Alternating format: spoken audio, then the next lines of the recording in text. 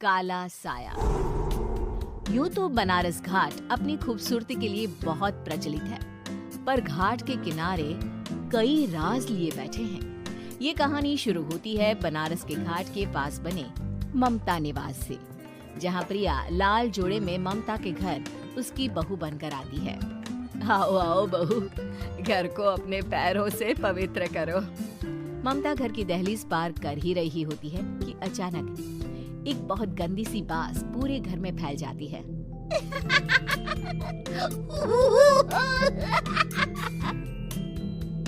ये बदबू और ये आवाजें, ये कौन हंस रहा है माँ? अब ये पड़ोसी ना हमारे थोड़े अलग से है। कहाँ हम शाकाहारी और ये मांस मच्छी खाने वाले। छोड़, तू ध्यान मत दे और गृह प्रवेश कर। और हाँ बहू, अपनी सास की एक बात हमेशा याद रखना, इन पड़ोसियों से तो कभी बात नहीं करेगी। अच्छे लोग नहीं है ये। अपनी सास की ये बात मानेगी ना बेटा? हाँ माँ, जो आपकी मर्जी, मैं उनसे बात नहीं करूंगी। अगले दिन प्रिया अपनी पहली रसोई बनाने रसोई घर में जाती है। ये छोटी बात तो नाक में जा रही है। एक काम करती हूँ, खिड़की खोल देती हूँ। प्रिया खिड़की खोलने जाती है। इतने जाले, लगता है इस खिड़की को कभी खोला ही नहीं गया। पर ऐसा क्यों? ओह, नॉन वेज की स्मेल आती होगी ना। 2 मिनट के लिए खोल लेती हूँ, फिर बंद कर दूंगी। प्रिया खिड़की खोलती है। खिड़की खोलते ही उसकी नजर सामने वाले घर की खिड़की पर पड़ती है, जहाँ एक लड़की खड़ी होती है। हाथों में मेहंदी, लाल रंग की साड़ी, बिल्कुल सजी धजी, मानो प्रिया की तरह ही वो भी नई नवेली बहू हो। वो प्रिया को देखकर मुस्कुराती है। हे भगवान, माँ ने तो इनसे बात करने को मना किया था। प्रिया फौरन ही खिड़की बंद कर देती है और तवे पर चढ़े रोटी की ओर देखने लगती है, पर वहाँ रोटी न होकर मछली पड़ी होती है। ये क्या? पहली ही रसोई में इतनी बड़ी गलती। हे भगवान, अब मैं क्या करूं? प्रिया बहुत डर जाती है और फौरन रसोई की सफाई करने और फिर सभी के लिए खाना बनाने लग जाती है। जब वो सबको खाना परोसती है, सब तो ठीक है, मैं बेकार में चिंता कर रही थी। हे भगवान, ऐसे ही बस अपनी कृपा बनाए रखना। रात के वक्त जब सब सो रहे होते हैं, तब प्रिया को पायल की आवाज सुनाई देती है, जिससे उसकी आंख खुल जाती है। ये पायल की आवाज कहाँ से आ रही है? प्रिया उठकर उस आवाज के पीछे छत की सीढ़ियों तक जाती है। तभी उसे बच्चे के रोने की आवाज आती है। प्रिया छत पर जाती है तो क्या देखती है? वही लाल साड़ी वाली लड़की अपनी गोद में एक नवजात बच्चे को घुमा घुमा कर सुला रही है। तभी प्रिया की नजर उसके पेट पर पड़ती है। ओह गॉड, ये तो प्रेग्नेंट भी है। सुनिए, बच्चा सो नहीं रहा है क्या? मैं कुछ मदद करूं? नहीं नहीं, आपके घर वालों को अच्छा नहीं लगेगा, मैं संभाल लूंगी। स्नेहा की गोद से बच्चा हाथ मारकर प्रिया की गोद में आने को छटपटाने लगता है। दोनों घर अगल बगल में बने होने के कारण प्रिया उस बच्चे को गोद में ले लेती है। प्रिया के पास आते ही वो सो जाता है। बच्चे का वो स्पर्श रात भर प्रिया भूल नहीं पाती और अगली सुबह वो छत पर कपड़े सुखा रही होती है। तभी उसे एक औरत इशारा करके बुलाती है। स्नेहा कह रही थी बाबू तुम्हारी गोद में आते ही सो गया। मैं गौरी, स्नेहा की माँ हूँ। बहू, घर आना, बाबू को खिला भी लेना। शाम को जब घर पर कोई नहीं रहता, बच्चे से मिलने के लिए प्रिया छिपकर अपनी पड़ोसन के घर चली जाती है और कुछ देर बच्चे को खिलाकर वापस लौट आती है। इसके कुछ दिन बाद ही प्रिया को पता चलता है कि वो माँ बनने वाली है। ममता की खुशी का ठिकाना नहीं रहता।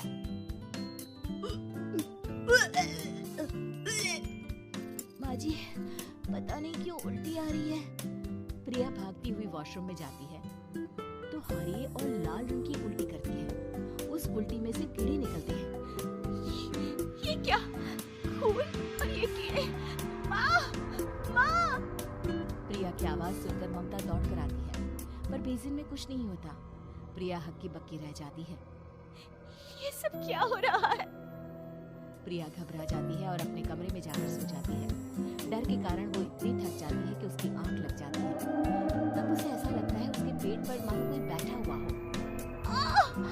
कौन हो? प्रिया के पेट पर एक 5 महीने की बच्ची बैठी हुई थी, जो बुरी तरह जली हुई थी। माँ, तुम ही मुझे लाई ना अपने पेट में। मैं तुम्हारी माँ नहीं हूँ। कौन हो तुम?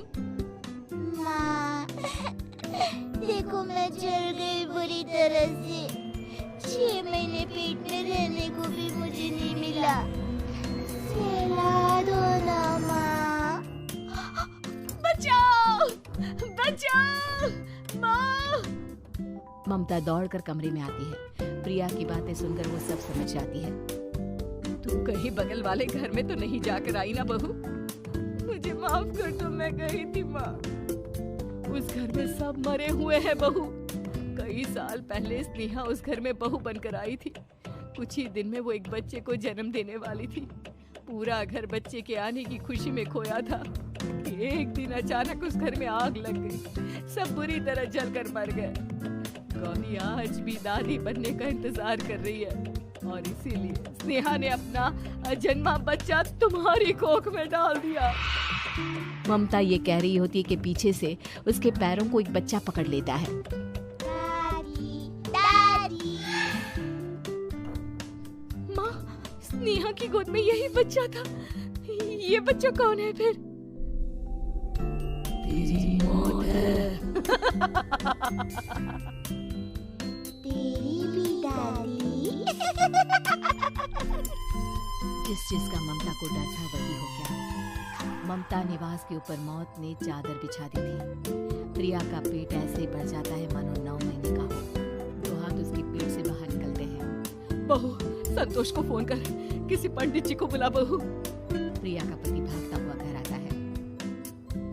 ये तो होना ही था माँ। तेरा पाप तेरे सामने आ गया तो तू सह नहीं पा रही है। स्नेहा घर में आग लगी नहीं थी, माँ ने लगाई थी प्रॉपर्टी की लालच में।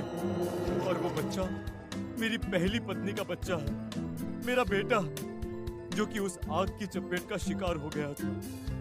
मैंने तुमसे ये सब माँ के कहने पर छुपाया था। मुझे माफ कर दो प्रिया। तुम अगर चाहो तो यहाँ से जा सकती हो। मैं तुम्हें किसी भी बंधन में रखना नहीं चाहता। मेरी शादी हुई है आपसे, मैं आपको छोड़ नहीं सकती। पर उससे पहले हमें स्नेहा, उसकी माँ और बच्चे की आत्मा की शांति करवानी होगी। संतोष और ममता गौरी के घर जाते हैं। अंदर सब कुछ जला हुआ होता है। जमीन पर जली हुई लाशें बिखरी हुई थी। ममता रो रो कर अपनी करने की माफी गौरी से मांगती है। प्रिया स्नेहा के घर वालों का अंतिम संस्कार करवा देती है और ममता निवास फिर से आत्माओं के साए से मुक्त हो जाता है।